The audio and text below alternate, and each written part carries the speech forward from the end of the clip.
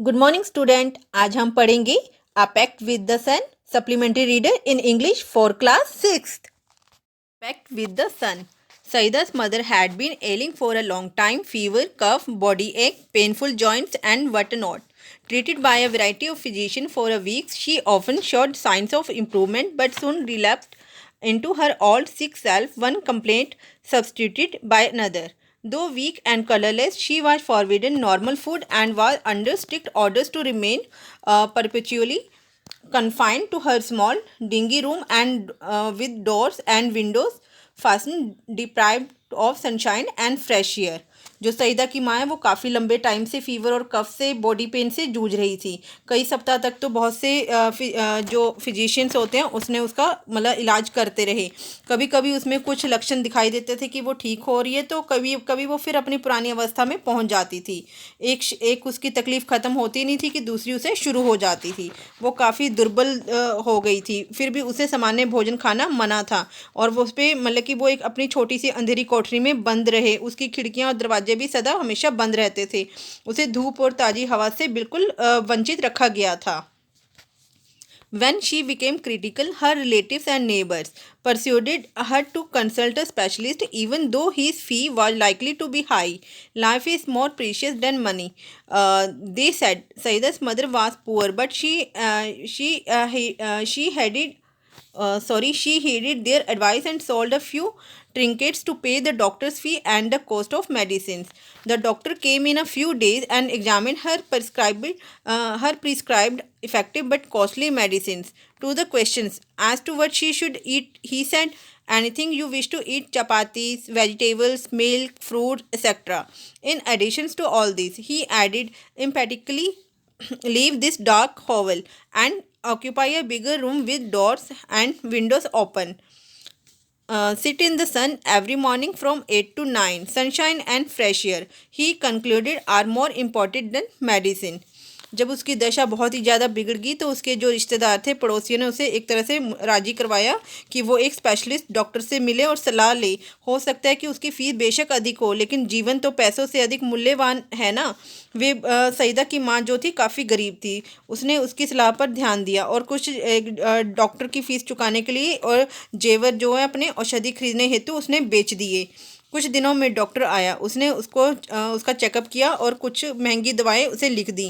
खाने के लिए उसने कहा कि जो कुछ तुम्हारा जी करे खाओ, चपाती, सब्जी, दूध, फल सब कुछ तुम खा सकती हो। इसके अलावा उन्होंने जोर देकर यह भी कहा कि तुम्हें अपनी अंधेरी इस कोठरी से बाहर निकलना पड़ेगा और एक बड़े से खुले से कक्ष में रहो, एक बड़े से खुले से कमरे में रहो जिसके दरवाजे और खिड़कियाँ खुली रहें। तुम हर प्रातः धूप में 8 से 9 बजे तक बैठना होगा। तुम्हें धूप और ताज़ी हवा लेनी होगी। और उसने अंत में डॉक्टर ने यह भी कहा कि तुम्हारी औषधियों से भी, दवाइयों से भी ज़्यादा तुम्हें ये चीज़ महत्व रखती है, सूर्य की sunlight.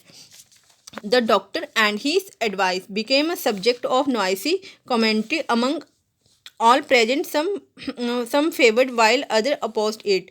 Exposure to sun and air for someone afflicted with chronic cough was dangerous, as an experienced lady declared. A younger neighbor nearly quarreled with her over this, too exhausted to participate in the debate. Saida's mother remained quiet but determined to follow the doctor's advice. Forget Saida's mother, no, no.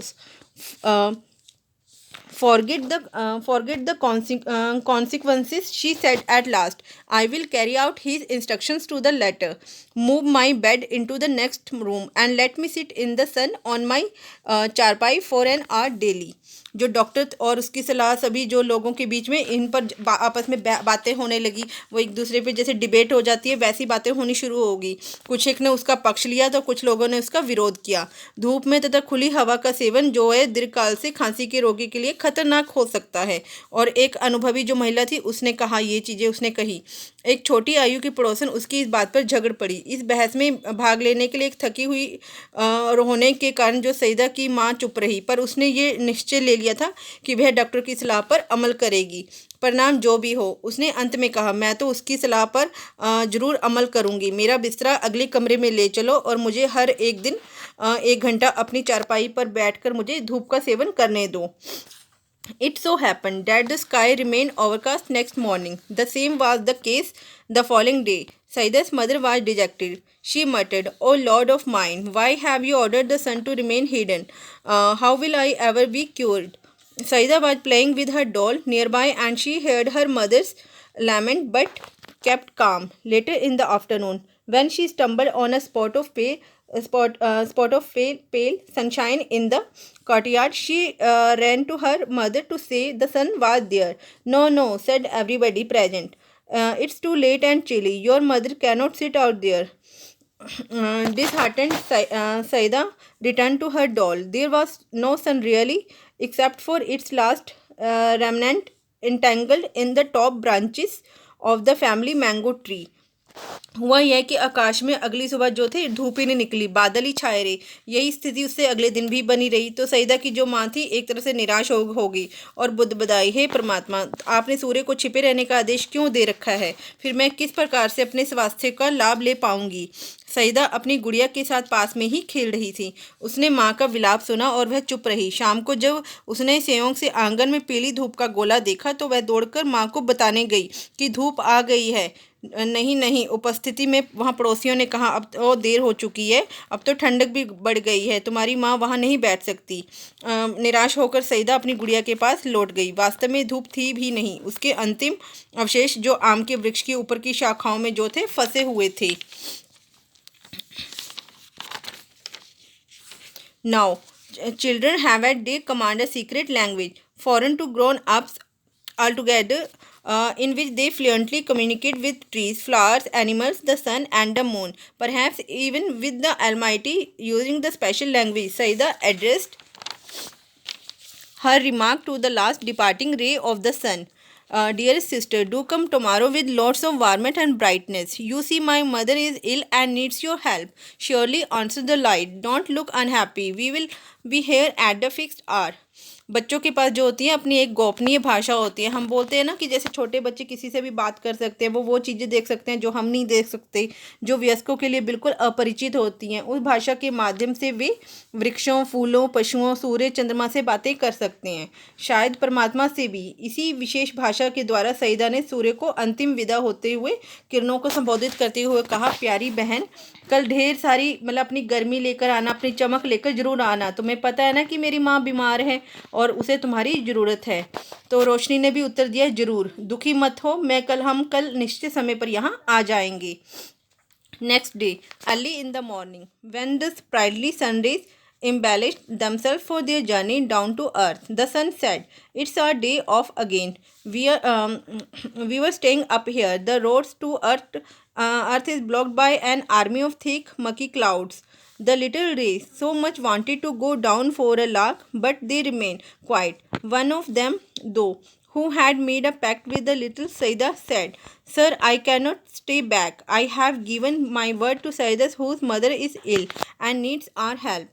I will pierce through the clouds to reach Saida's courtyard.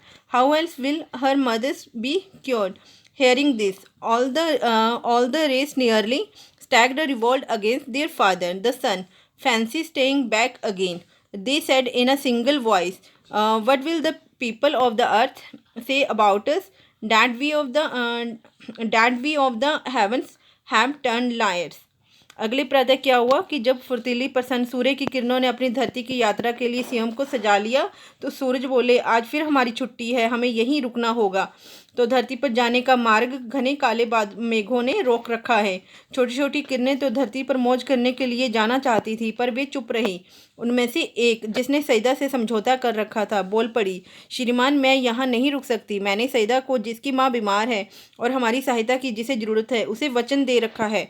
मैं तो बादलों को भेद कर सईदा के घर के आंगन में पहुँच जाऊँगी, अन्यथा उसकी माँ किस प्रकार से ठीक हो पाएंगी। यह सुनकर सभी किरणों ने अपने पिता के प्रति लगभग विद्रोह सा कर दिया। जरा कल्पना तो करो कि हम यहीं रुक जाएं, वे एक स्वर में बोली। फिर धरती के लोग हमारे बारे में क्या क्या कहेंगे कि हम स्वर्ग या आकाशीय लोग भी झूठ बोलने लगे हैं। The sun relented. "Please yourselves," he said. "Mind your clothes, though the clouds are murky. Never mind our clothes. We can always change, but go we must. And the race rushed toward the earth. The clouds stood guard between them and Saida's courtyard. The little race focused their heat, and they had enough of it. On a battalion of clouds, which had to flee from its post, the race got through, shooting past and bewildered clouds. They were already late.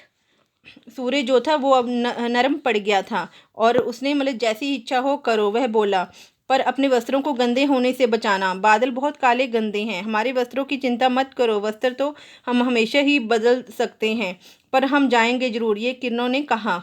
और वो धरती की ओर चल पड़ी तथा उनके द्वारा उनके तथा सईदा के घर आंगन के बीच जहाँ बादल तैनात थे, छोटी छोटी किरणों ने अपना सारा ताप उन पर केंद्रित कर दिया। ताप की उनके पास कमी नहीं थी। बादलों की जो सेना की टुकड़ी थी वो अपनी चौकी छोड़कर उसे भागना पड़ा। किरणें उन घबराए बादलों को चीरती हुई भाग चली। वैसे भी उन्हें देर हो रही थी। Saida saw the whole host of them approaching, and her heart leapt with joy. She shouted, "Amma, Amma, the sun is here. Come out." The old lady's eyes welled up with tears of gratitude. Her charpai was placed in the courtyard, and she sat on it for an hour, reclining against bolsters. It had been months since she had felt the sun on her hands and face and breathed in fresh air. She thought she was in a new world, though pale. Her face glowed, and her eyes shone bright. She saw her bathe, fla- uh, child to bathe in sunlight and kissed her. The morning air brought in a new fragrance from nearby flowers. The birds chanted a new tune. Saida's mother felt better already. She is fully recovered now, but she still follows the doctor's advice. An hour of sunlight and lungfuls of fresh air every day. Saeeda ने उन सभी किरणों के समूह को निकट निकट आते हुए देखा और उसका जो मन था वो खुशी से उछलने लगा। वह चिल्लाई, मामा धूप आ गई है, बाहर आ जाओ। जो महिला थी उसकी आंखें एक कृतज्ञता मतलब धन्यवाद से करते हुए आंसुओं में दबदबा गई। उसकी चारपाई को आंगन में रख दिया गया और वह उस पर 1 घंटे तक पीठ टिकाए बैठी रही। कई माह बाद उसने अपने हाथों तथा चेहरे पर धूप महसूस की थी और ताज़ी हवा में सांस ली। उसे लगा कि वह एक नई दुनिया में पहुंच गई है। यद्यपि वह विवर्ण थी, फिर भी उसका चेहरा चमक गया तथा आंखों में चमक आ गई। उसने अपनी बच्ची को भी धूप में नहाते देखा और उसे प्यार किया। प्रातः की सुबह की हवा जो अपने से साथ निकटवर्ती फूलों की ताज़ा सुगंध भी ले आई थी। पक्षियों ने नई धुन बजाई। सईदा की माँ पहले से भी बेहतर महसूस करने लगी थी। अब वह पूरी तरह से ठीक हो चुकी थी, परंतु उसने अभी भी वो डॉक्टर की सलाह को ही मानती रही और वो डेली 1 घंटे धूप तथा फेफड़ों में उसकी ताज़ी हवा का वो डेली सेवन करने लग पड़ी। Thank you so much. Please like, share and subscribe it.